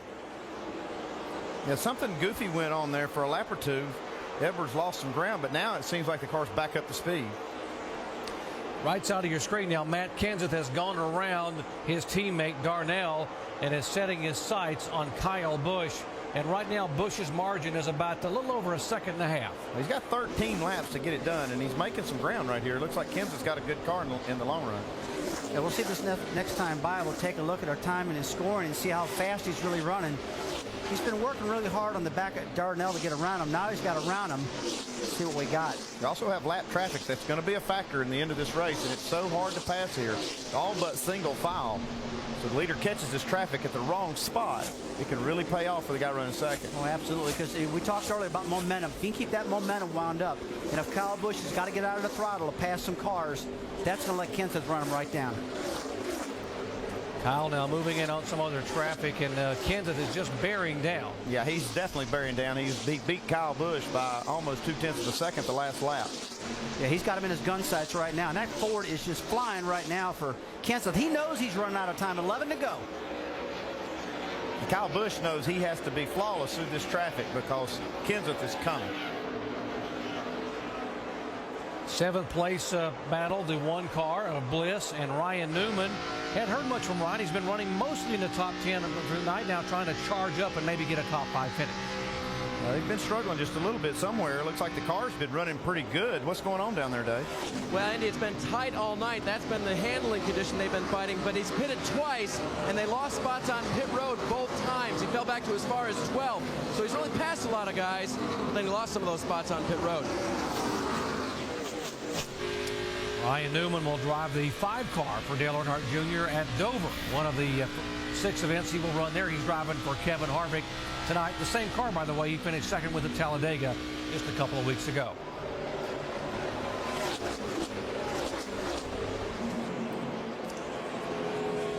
You said, Andy, that traffic could be a factor for the 18 car, and he is losing some time now trying to tiptoe around some of these cars. Yeah, he does a good job right here getting by this 24. Now he's got some clear traffic, but he lost a little bit. But then Kenseth caught some of that traffic also, and it cost him a little bit of ground. Yeah, see, that's the deal. He's got the clean track right now, Kyle Busch does. Now Matt Kenseth is going to have to put up with this same problem. He doesn't want to catch him in the center of the corner, and that's what he just did. Now that's going to hurt him right there.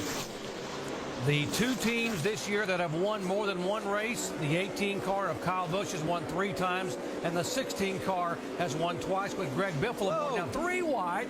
There goes Carl Edwards on the inside of Leffler and Darnell. Oh, man, that was unreal. Edwards just picked him away right through that.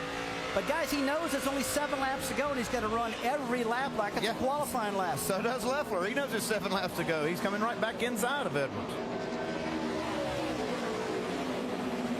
Still got a hand to Eric Darnell. I mean, what a great job this kid's done all night. Running 5th right now. It's about 6 laps to go. If he can have a top 5 finish, he's really going to feel good about this run, and Jack Roush will too. Darnell, we mentioned his only oval track start last week at Richmond, where he finished 12th. He ran once on the road course in Mexico City a year ago. And as you heard Brad Doherty say when he talked to him in the garage area this morning, Darnell will not be back in this car until Nashville. They'll have David Reagan in the car for Charlotte and Dover. Okay, we got some more traffic right here for the leader. And this is going to cost Kyle Busch a little time right here, passing on the inside. If he can't get clear right here real quick, you see Kenseth catching him right here through the corner.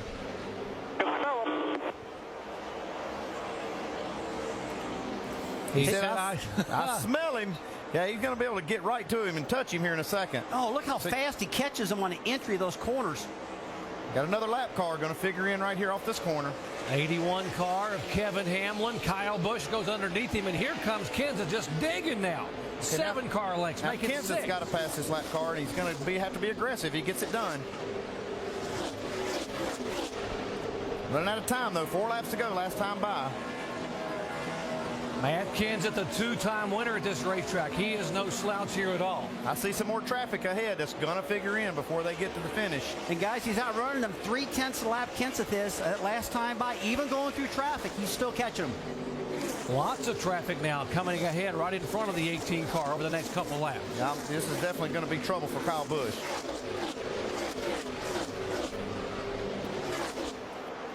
Matt, like you said, he can smell him right here. Well, that last time by is pretty even on lap times.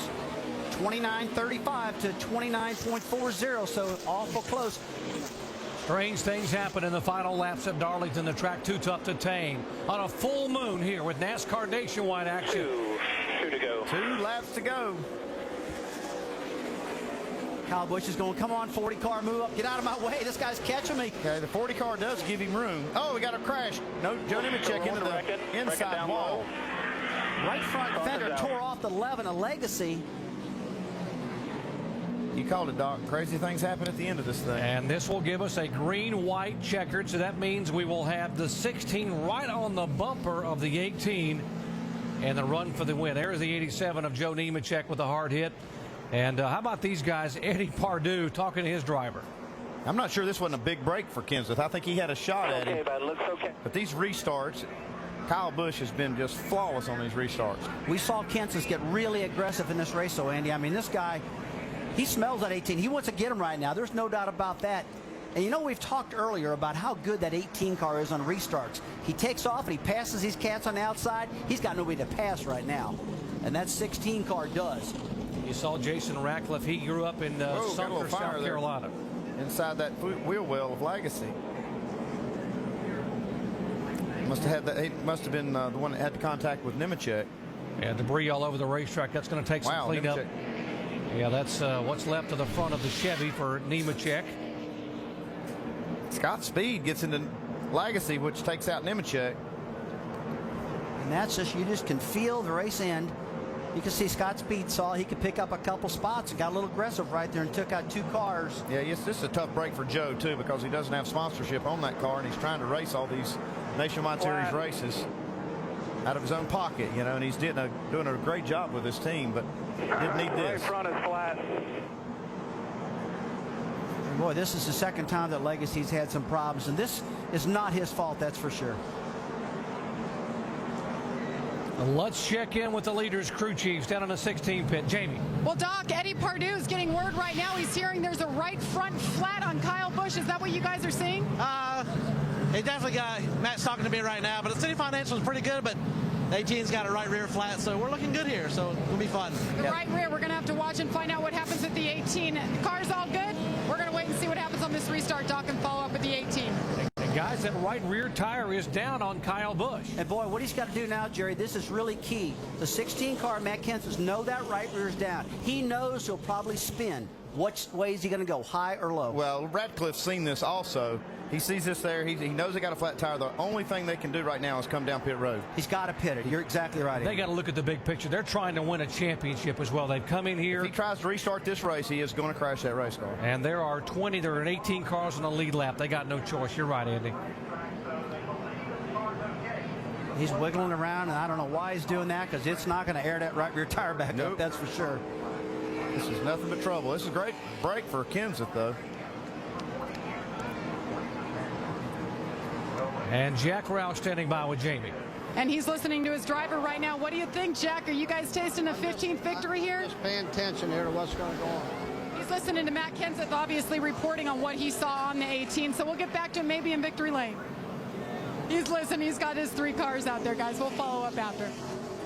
Very pensive and focused, Jack Roush here, trying to be able to know that he may get his 15th win here. Guys, I can't believe what I'm seeing right now. Kyle Busch is staying out, and pit road is open, so he can come down, but we have definitely got a problem there. And Andy, I'm with you. He tries it. He gets down to turn one, something's going to happen.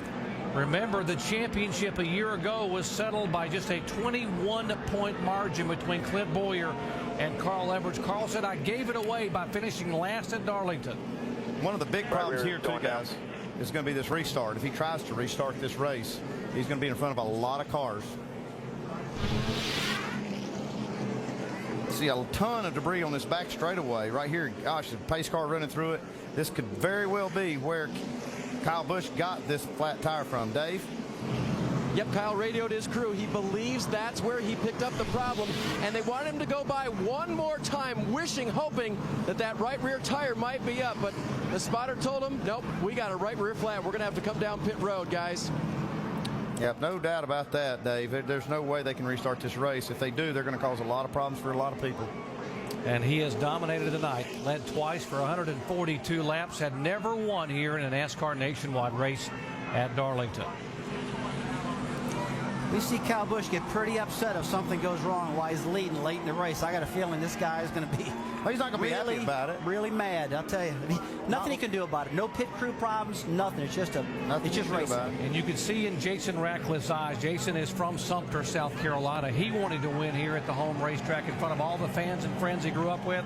And now his driver is headed for pit road. Everybody wants to win at Darlington. Just a tough break for Kyle. Had a dominant night going. Boy, the fans are going crazy here. When Kyle Busch came down pit road, Kent's is thinking, how did this just happen? Boy, did I get good.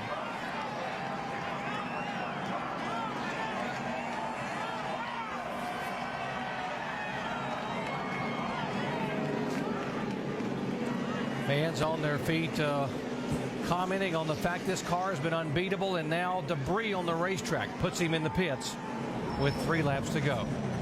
Dave Burns. And that's why they race the race, guys. You never know until these things are over exactly what's going to happen in a NASCAR race. Debris causing a tire to go down. They believe it to be the right rear. They'll change all 4, and with a certain number of cars left on the lead lap, Kyle will try to get as much as he can. But this is shades of Bristol, guys. A day where he dominated so much earlier this year, and it ended with disappointment on the day. Once again, looks like it here at Darlington.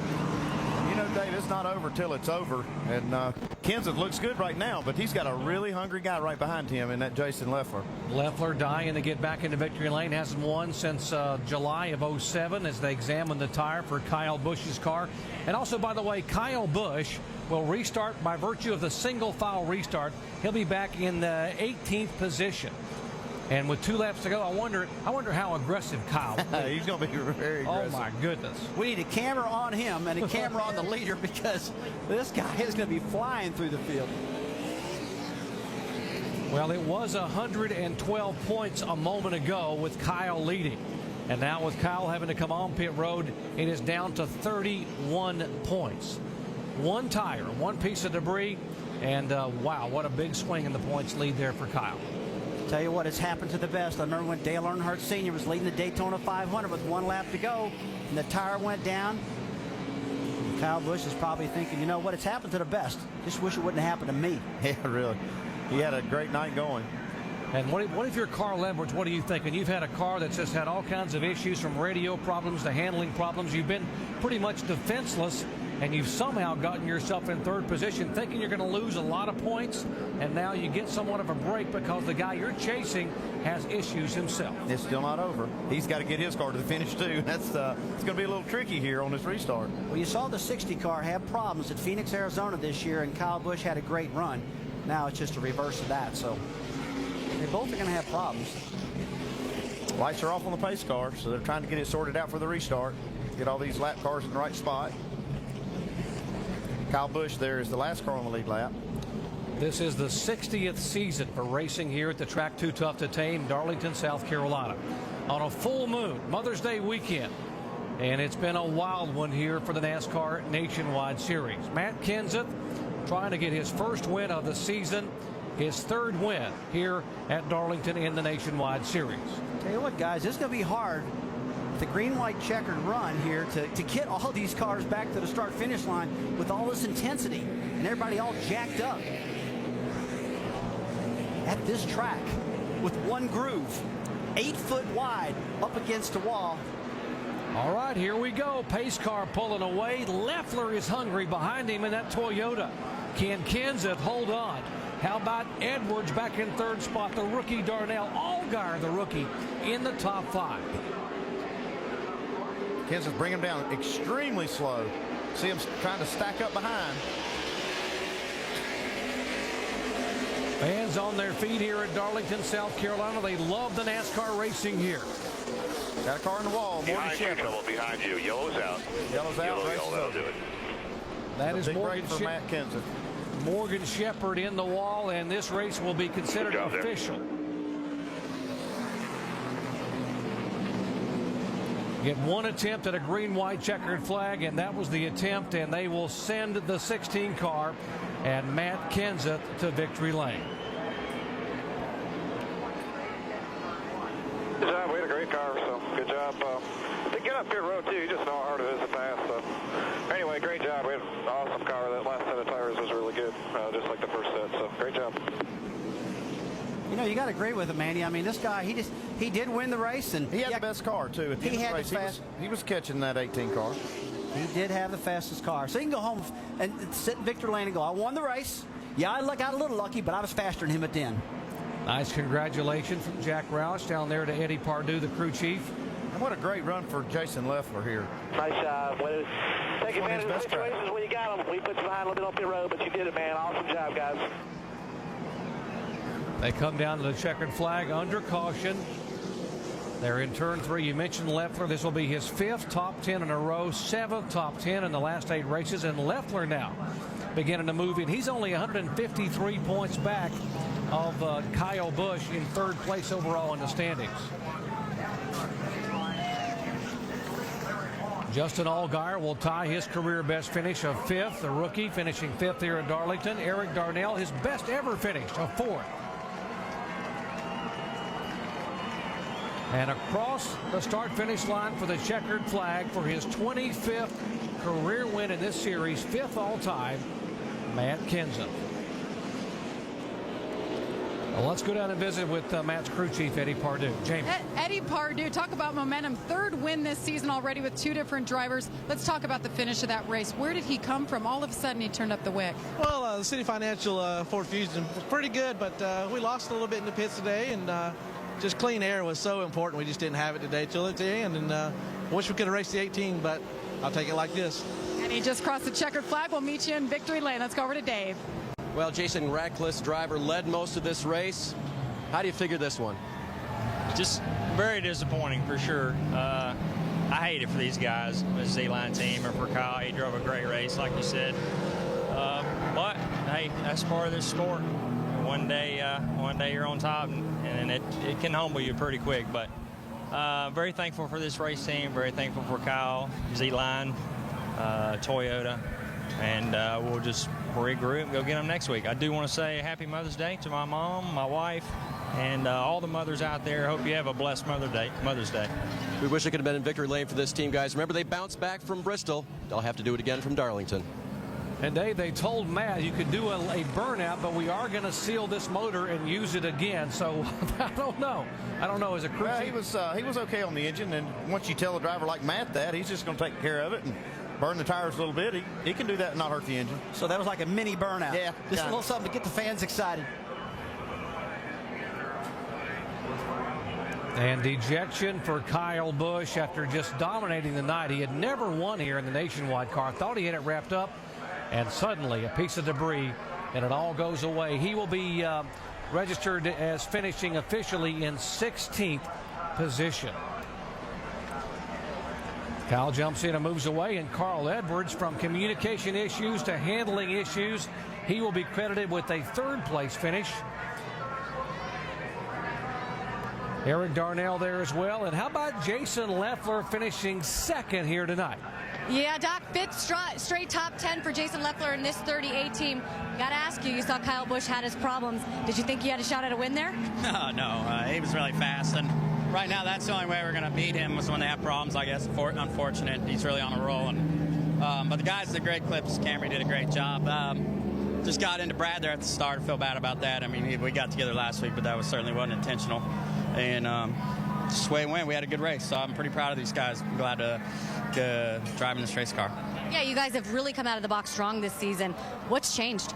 Well, I mean, obviously we've just had a lot of new faces around the shop and renewed enthusiasm. Todd Braun is giving us everything we need to run up front, and we're taking advantage of it. So without great clips and Toyota and Todd and the whole Braun family, Ralph, everybody, we wouldn't be able to do this. So we're having the time of our lives right now.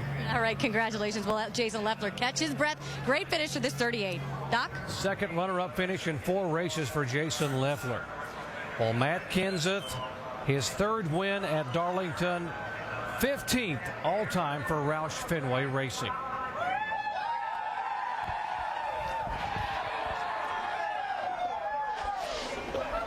Matt Kenseth has confetti all over him mixed with some Gatorade here. Matt, talk about that last caution flag, what you were seeing before your very eyes ahead of you. Well, I knew he had a flat, and I mean, Kyle had pretty much the best car all night. Although run 1 and run 3, we were probably as good as he was, but I knew he had a flat. I just wasn't sure what he was going to do because on a green-white checker, if there's a caution, the race is over. So I didn't know if he was going to attempt to restart or not, but feels good to win a race in this car. Greg put the pressure on this year, winning twice in the City Financial car, so it's awesome to bring the City Financial Fusion home in Victory Lane. Your Cup crew chief, Drew Blickensderfer, told me during the race, when you guys come to this racetrack, it's so important you must win, no excuses. What does it mean to win for your boss, Jack Roush, here? Oh, it's awesome to win at Darlington. I mean, it's such a special place, and to just have the privilege to come here and race at a track where so many great drivers have raced before us is pretty cool, and to be able to win is really a bonus. So we want to win everywhere. We try as hard as we can to win every week, but to win at Darlington is really special. All right, congratulations. Matt Kenseth gets his first Nationwide Series victory this year. Jamie, we saw a driver sweep both events at Richmond last week, and tonight it is Matt Kenseth in Victory Lane. He is on the pole for the Southern 500 here tomorrow night. And, of course, there's his wife, Katie, expecting their child, and what a special Mother's Day it could be for them here in Darlington, South Carolina. What an effort for Roush Fenway Racing. And the former Cup champion, Matt Kenseth, gets win number 25. He now sits 5th all-time in the NASCAR Nationwide Series in terms of career wins. Back in a moment. NASCAR Nationwide Series at Darlington Raceway, brought to you by Toyo Tires. Toyo Tires is driven to perform. And Verizon Wireless. Get the inside track from Penske Racing, race analysis from our drivers, plus highlights and more on VCast. The Diamond Hill Plywood 200 is history here in Darlington, South Carolina. The celebration ongoing in Victory Lane. Matt Kenseth, the winner. Jason Leffler finishing 2nd. And, of course, Carl Edwards dodging a lot of bullets and coming home with a 3rd place finish. Shannon. Doc, someone very happy to see that 18 team have problems is Carl Edwards. But, man, what a night that you had behind the wheel of that car. Walk me through your night from the very beginning till the very last lap.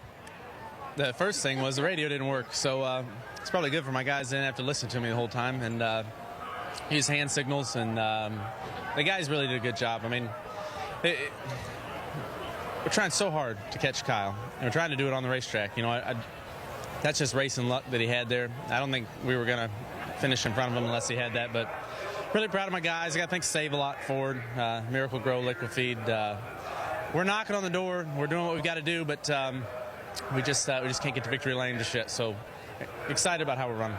Now, you are one of the drivers, obviously, that says that you liked the old Darlington better than this Darlington. How much has it changed? Well, the track's changed a lot. Man, the old track was all gritty and messed up and had bumps, and, you know, the cars would slide around and everything. And this track is, I don't know what it's like for the fans, but for us, it's a little more, you know, you got to run a fine line. And it's fun for different reasons. But, you know, I like the bumps and the old track, but I guess this will get there, and eventually it'll be back to where it was. But a good night for us, and I'm just ready for tomorrow. It's going to be a long one, but it'll be good. Well, good luck to you. 37 points separates Carl Edwards from Kyle Busch right now in the point standings. Shannon, after race number 10, and just remember tonight with the 3 laps to go, Kyle Busch had a 112-point margin, but now Kyle finishes 16th, Carl finishes 3rd, and it was a 75-point swing by virtue of that flat tire. The margins, as you said, 37 points. Leffler now closing to 153. There's Logano inside of 200 points. So we're developing a pretty good points battle here in the NASCAR Nationwide Series. Now in the owners' points, Kevin and Delana Harvick now have gained a spot. They have moved back on top of the owners' point standings in front of the 18 car of Joe Gibbs Racing. And the guy that put that 33 car back on top, Ryan Newman, standing by with Dave. And Doc, he just had a long debrief with the other owner, Kevin Harvick. You guys are in the owners' points lead right now. I know it wasn't easy getting there tonight on pit road, so what was it like on the track? We just lost some track position on pit road there, and that really hurt. And it's kind of tough. I mean, it was those double file restarts, man. You're at the mercy of the guys that are lapped down trying to race for a lucky dog, and we just lost so much track position racing with those guys. So thank Kevin and Delana for the opportunity to drive the race car. It's, I guess, 2 weekends that I've got them into points lead, so hopefully we can do this some more and have some more fun. But we're unsponsored tonight, so anybody out there, these guys got a great program. They can do good. We'll just do what we can to try to have some fun racing. I think it's a pretty good combo, you and Kevin. What did he want to talk about on the night? Well, I told him I had a couple ideas what we could do to make the car better. We spent a lot of time scuffing our tires in practice and didn't have the opportunity to tune on the cars probably as much as we should have, and just spent too much time tied off of 4, and that really kills the motor down the front straightaway. All right, debrief with the owner, and he battles back to 6th tonight here at Darlington. Jamie? How about a run for 2 rookies tonight? I know we talked about them a lot, but 4th and 5th, Eric Darnell, Justin Allgaier. I'm going to ask you first. You were running right behind Kyle Busch. What was it like being at Darlington the first time running up there with these guys who are going for a championship? Pretty cool. They tell you before you get here that this place is tough, and they're not lying. But we had a lot of fun out there tonight. Mike Kelly and all the guys in this Northern Tool and Equipment Ford did a great job. Our Fusion was fast tonight. They did an awesome job on pit road getting us that track position early on, and we were able to hold it to the end. I think we were about as good as Kyle on fresh tires and about halfway through a run, but he'd just get out there on a restart and get around lap cars and get away from me a little bit, and I'd have a hard time catching back up to him. Then I screwed up, rookie mistake. First time here, I hit the wall, hit a lap car, bashed in the right front fender, and got tight after that. And Justin was running me down, but all in all, I mean, for my first Darlington experience, that was pretty awesome. Hey, and you can't walk out of here without a Darlington stripe, so that's to be expected by a rookie. But listen, we know that you're sharing the car with David Reagan. When will we see you behind the wheel again? June 6th at Nashville will be my next race. David will be in at Charlotte in 2 weeks, and he'll run the next couple, and I'll be back at Nashville. Hope we can build on that with this run we had tonight. All right, 4th place. That's something to sit on now until he gets back in the car in June. Now, Justin Allgaier, I talked to you before you got in the car today, and you're just staring at video of yourself in practice. How much did watching what you're doing around this track help you tonight? Oh, it definitely helped. You know, I was watching turn 3. That was one of my biggest trouble areas. We knew we were getting through 1 and 2 really well, so we worked really hard on turn 3 and 4. And Chad Walter and all the guys just did an awesome job. The pit stops were great, and it's good to bring the Verizon Wireless car home as tying our career best. I know you were a little nervous coming here. Your heart rate, Chad Walter said, it was about 260. You didn't sleep great last night. What do you think? Well, this is the coolest place I've ever come to, you know. It was pretty funny. We were out there running, and Chad said, he goes, what do you think about having a whole straightaway to yourself at night at Darlington? He said, pretty cool, huh? I said, yeah, but it's a little bit tough today. My grandpa John had surgery, and so we're really thinking about him. He's going through some cancer battles, so we hope he recovers really quickly, and it's good to get a good finish for everybody back at home. Hopefully that raises their spirits. Justin Allgaier brings it home 5th tonight. Mike? And not a bad debut with Junior Motorsports for Scott Wimmer, bringing home a top 10. How would you assess the evening? Oh, it wasn't too bad. We had to start back in 31st with the rain out today, but real happy for Fastenal Chevrolet. Everybody worked real hard. Got in the wall my first lap of practice, so the guys rebuilt the car, but not a bad run for us. We'll look forward to Milwaukee and hopefully run a little better there. Obviously a big opportunity in front of Scott Wimmer. He still has 5 more races with Junior Motorsports. Dave? With Joey Logano now, who expected a lot more out of his car than he got tonight. Understand it was a little bit mysterious. Did you break it down with Dave Rogers and figure it out? No, we haven't figured it out yet. We're going to have to go home and see what's wrong with the GameStop Toyota. For the amount we loosened the car, it didn't make a difference. It just pushed all night long, and I don't know what it is. We worked hard all day, kept working on it, and just everything we did didn't do a thing. So we're kind of baffled right now, so we'll look back at it and see what we got. And see what he has in 2 weeks. Ran as high as 4th, Doc, but finished 12th tonight. It was a typical Darlington night, full moon, and strange things happen at Darlington Raceway. And as you say, it's never over. Till it's over, right? That's the question I got for you guys is, how is it that two raw rookies, and Eric Darnell and Justin Allgaier, can finish 4th and 5th, never having run here before? Well, Doc, I think one of the main things that happened before this race started, everybody got a hold of these rookies and scared them and said, you got to respect this racetrack. Drive the track. Don't try to pass cars too early and stay off the wall a little bit. From what I saw tonight, those rookies took that notice, and they really did a good job respecting that wall, respecting this track. And I really think that's what's brought them home so successful tonight. Yeah, you know, one other thing is these guys are good. I mean, these rookies are really, really good. Give Eric Darnell some credit. He's a very talented race car driver, and Allgaier has been running great all season long. So just a continuation of their race and their improvement. Rusty, your thoughts on what Matt Kenseth did late? I mean, he took care of the car all night long and then suddenly just drove it, but was still somewhat careful there in the final lap. Well, we know he got a break. There's no doubt about that, but he was a fast car. He was really fast. I guess when I think about Matt right now, Jerry, I think about him upside down at Talladega, destroying the car, and now he goes into victory lane. And it just goes to prove to you how much NASCAR, how tough it is. You go, you're on top of the world, then you're at the bottom of the world, then you're back up top. It's a tough sport, but this is a good feeling when you're in victory lane after you're upside down at Talladega. Matt Kenseth becomes the 7th different winner in just 10 races here in 2009. Folks, you like what you saw? Lots more NASCAR Nationwide Series action coming your way. We head to Lowe's Motor Speedway in a couple of weeks. www.nascar.com/tickets if you want tickets. Dover, Nashville on the short track concrete. Kentucky, could we see another surprise winner there? And what about tomorrow night here? The Southern 500, Matt Kenseth on the pole. Jeff Gordon trying to tie the all-time legend Cale Yarborough. If he were to win, talking about Gordon, it would be his 83rd career win. He would be 5th all-time in NASCAR Sprint Cup history. So a great one coming your way tomorrow night. Tickets still available here in Darlington, South Carolina. What a night for Matt Kenseth. Roush Fenway Racing, 15 wins here at Darlington. And Matt Kenseth, slow and steady, he ends up in victory lane with his 3rd win at this famed old racetrack. Back to wrap it up in just a moment. Quick reminder, the NBA playoffs continue on ESPN and ABC tomorrow night with 2 conference semifinal games. Action tips off at 5 Eastern on ESPN as Dirk Nowitzki and the Mavs look to get back on track at home, hosting Carmelo Anthony and the Denver Nuggets. Denver leading that series 2-0. Then at 8 Eastern night, ABC MVP LeBron James and the Cavaliers face the Hawks. Cleveland leading that one 2-0. It's the NBA playoffs on ESPN, ABC, and also ESPN360.com. That is tomorrow. Tonight here at Darlington, the NASCAR Nationwide Series led racing for 200 miles. Turn 1, lap 1, it got ugly for one. It would be called perseverance for Mr. Keselowski, who not only spun once, but twice and a 3rd time tonight. Mike Bliss also had to persevere after some early troubles. This at lap 6 when he gets nudged by Brian Scott and turned around off turn 2. Once again, we got Mr. Keselowski, who is up in the marbles up there. Had a tire going down again. Had a lot of trouble with the tires tonight. Had a lot of flats, a lot of punctured tires, and it got him in trouble. And the hockey term that you might not be familiar with. The old hat trick. The hat trick 3 times for Brad Keselowski, who still came back and finished 11th. Flat spotted that set of tires. Remarkable. Some of the difficulties he had sliding around at Darlington.